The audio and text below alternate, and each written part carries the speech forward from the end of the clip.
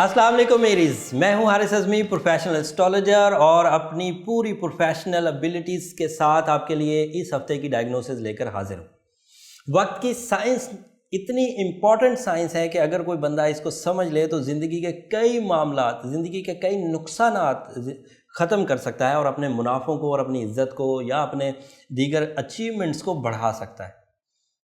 2019 की ये पहली वीकली हॉरोस्कोप वीडियो है आपके लिए। ये 7 जनवरी से शुरू होगी, सो ऑन पूरे हफ्ते के लिए। जब ये वीडियो आप तक पहुंचेगी तब ग्रहण के असरात चल रहे होंगे, क्योंकि हम लोग ये सैटरडे रात 10 बजे आपको डिलीवर करेंगे और सैटरडे को सुबह सहरी के वक्त, मतलब संडे की सुबह सहरी के वक्त ग्रहण चल रहा होगा। 4 घंटे का ग्रहण है और वो सोलर एक्लिप्स है और उसकी वजह से कुछ ट्रबल्स आएंगी। एरीज को वो 10वें घर में, मैं जो ग्रहण की वीडियो थी उसमें ये बात जिक्र कर चुका हूँ, और 10वें घर में अखराजात के इजाफे की वजह बनेगा। कुछ नेगेटिव एनर्जी आएगी, आप अपनी परफॉर्मेंस में कुछ डलनेस देखेंगे। वो पीरियड जो है वो थोड़ा सा तकलीफदेह हो सकता है और उसके असरात लंबे भी चल सकते हैं। लेकिन अगर आप नमाज कसूफ पढ़ें, इस्तिग़फ़ार कसरत से करें, साथ में अगर आपने अपना बर्थ स्टोन पहना हुआ है तो उससे बहुत हद तक ये मामला सॉर्ट आउट हो जाएंगे। फिर पॉजिटिव चीज़ ये है कि 8 तारीख को नया चांद भी हो जाएगा, और नया चांद जो है वो काफ़ी हद तक नई एनर्जी की वजह बनता है, नई मैच्योरिटी लेवल्स क्रिएट करता है, और उन मैच्योरिटी लेवल से आपके ये जो ग्रहण के असरात हैं वो बहुत हद तक छट जाएंगे। और दूसरी खुशी की खबर ये है कि आपका अपना रूलिंग प्लैनेट मार्स पूरा महीना जनवरी आपके पहले घर में रहेगा, और ये काफ़ी पॉजिटिव न्यूज़ है। जब कोई रूलिंग प्लैनेट पहले घर में होता है तो वो गैर मामूली एडवांटेजेस देता है। ये एडवांटेज भी 8 जनवरी से शुरू हो जाएंगे। उसके अलावा जो अदरवाइज मरकरी 5वें घर में, मरकरी 5th हाउस और 10th हाउस दोनों के फ़ायदे दे रहा है आपको। 5वें घर में भी आपको एडवांटेजेस देगा और 10वें घर के भी एडवांटेजेस देगा। जुपिटर 9th हाउस में है, और 8 तारीख को वीनस भी जुपिटर को आके सपोर्ट करना शुरू कर देगा। तो इन सब के इवज़ जो पेशंगोइयाँ बनती हैं, जो सिचुएशंस बन रही हैं, वही मुझे आपको आज बयान करनी है। मार्स के पहले घर में होने की वजह से नई जिद्दत पैदा होगी, सहूलतें पैदा होंगी, वक्त फेवर में चलेगा।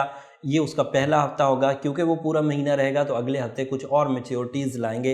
लेकिन अगले हफ्तों में एक और ग्रहण भी आ रहा है 21 तारीख को। वो जब मैं चांद ग्रहण के दिन आएंगे तो उससे पहले ही वो वीडियो भी आपको दे दूंगा। ये आज की वीडियो काफ़ी पॉजिटिव साबित होगी आपके लिए, काफ़ी इन्फॉर्मेटिव साबित होगी, और इसको अगर आप फॉलो करेंगे तो आप एस्ट्रोलॉजी से भरपूर अंदाज से फ़ायदा उठा सकेंगे।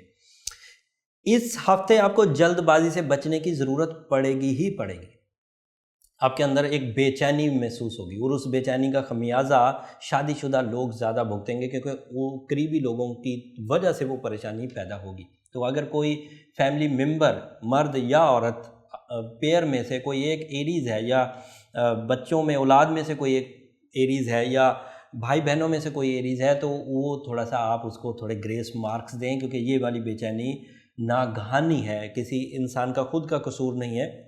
जैसे सर्दियाँ आना, ये किसी का कसूर नहीं होता, एक नेचर है, एक फितरत है, आती हैं, और वो अगर किसी को ग्लूमी करती हैं, या किसी को थोड़ा रिलैक्स करती हैं, या किसी को बहुत इंस्पायर करती हैं, किसी को बहुत इरिटेट करती हैं, तो ये एक नेचुरल फिनोमिना है। नेचुरल फिनोमिना को हम लोग कहते हैं जो हमारे ऊपर आ जाए, खुद ब खुद आ जाए।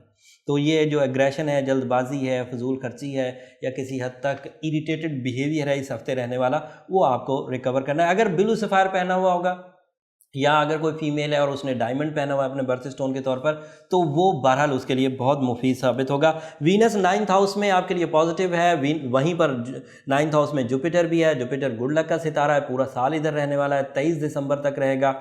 वीनस वहाँ पर लंबा रहेगा। दोनों सूरतों में शराकतदारी की मंसूबाबंदी की जा सकती है, प्लानिंग ऐसी की जा सकती है जिसमें कुछ लोगों को साथ मिलाकर अगर कारोबार शुरू करने की कोशिश की जाए तो अच्छा रहेगा। फिर वीनस आपकी कम्युनिकेशन सेक्टर को बहुत बढ़ा देगा, और इन दोनों की कम्बिनेशन मैग्नीफाई कर देगी सिचुएशंस को।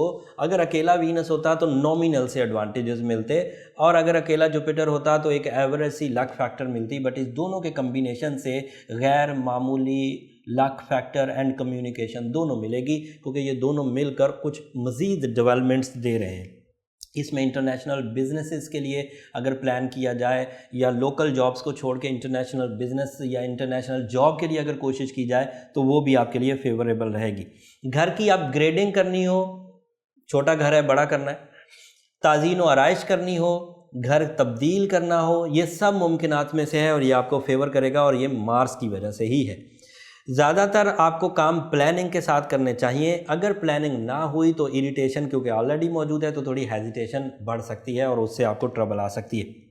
तरक्की के अमूर को आसाइश, कसाइश और ज़्यादा पुरकशिश बनाने के लिए सूरह वाक़िया ज़रूर पढ़ें। इस वक्त आपकी सिचुएशन में मटीरियल एडवांटेजेस में अगर बाबरकत सिचुएशन भी पैदा हो जाए, खैर आ जाए, थोड़ा स्पिरिचुअल फ्यूलिंग भी हो जाए तो बहुत अच्छा है। सो बिलू सफ़ायर प्लस सूरह वाक़िया आइडियल सिचुएशंस पैदा कर देगी आपके इस हफ्ते के लिए। ग्रहण से बचने के लिए नमाज कुसूफ वो मोहतात भी रहना। अगर मूड स्विंग करता हो तो जहन में रखिएगा कि ये एक नागहानी है। इज़्ज़त अफजाई के लिए भी सूरह वाक़िया पढ़ी जाएगी तो बहुत अच्छा रहेगा। अथॉरिटीज़ इख्तियारात के हसूल के लिए भी अगर सूरह वाक़िया पढ़ी जाएगी तो बहुत अच्छा रहेगा। और भी बहुत कुछ है बताने को मेरे पास आपके लिए, बट वक्त की किल्लत और फिर दीगर स्टार्स की भी वीडियोस अभी बनाते हुए बड़ा टाइम लगेगा, तो आपको इस हफ्ते इतनी ही इन्फॉर्मेशन से अपने फ़ैसले करने होंगे। लाइव सेशन जो हम लोग मंडे को करते हैं वो कुछ मेरी ज़ाती मसरूफियात की बिना पर और कुछ टेक्निकल टीम की कम दस्तयाबी की वजह से अभी हम लोग रोक रहे हैं, फिर आइंदा कुछ दिनों में वो भी इंशाल्लाह शुरू कर देंगे। उम्मीद करता हूँ ये गिवन इन्फॉर्मेशन आपके लिए काफ़ी मुफीद साबित होगी। ये प्रॉपर प्रोफेशनल एस्ट्रोलॉजिकल डायग्नोसिस है। इसके थ्रू अगर आप अपनी ज़िंदगी के फ़ैसले लेंगे तो आपको मायूसी नहीं होगी और आप अपनी ज़िंदगी में ज़्यादा से ज़्यादा मुनाफा कमा सकेंगे और अपने वक्त को सही अंदाज से इस्तेमाल कर सकेंगे। कमेंट्स में अगर कोई सवाल रह जाए, कोई फील्ड में डिस्क्राइब ना कर सके हों, जैसे मैंने तालिब इल्मों के बारे में इस दफ़ा कोई ज़्यादा कैलकुलेशन नहीं करी, जबकि मरकरी 10वें घर का फ़ायदा दे रहा है और 5वें घर का भी फ़ायदा दे रहा है और वो तालिब इल्मों के लिए बहरहाल अच्छा है, लेकिन उसकी अदरवाइज़ डिटेल बहुत लंबी थी, मैं उसको पूरी तरह बयान नहीं कर सका। एक छोटी सी बात जाते जाते कह दूँ कि बहरहाल जब मार्स पहले घर में हो तो रिस्क टेकिंग की जा सकती है।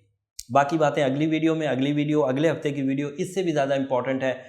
उस वक्त मून काफ़ी मैच्योर हो चुका होगा, मार्स ने भी अपने जौहर दिखाने शुरू कर दिए होंगे, मरकरी की पोजीशन भी मुस्तहकम हो चुकी होगी, वीनस भी जुपिटर के साथ मिल चुका होगा। ये ऐसी सिचुएशन है जो अगले हफ्ते को और मज़ेदार और अचीवमेंट्स वाला हफ्ता करने वाली है। बाकी बातें अगले हफ्ते करते हैं, तब तक के लिए इजाज़त दीजिए। अल्लाह ने के बाद।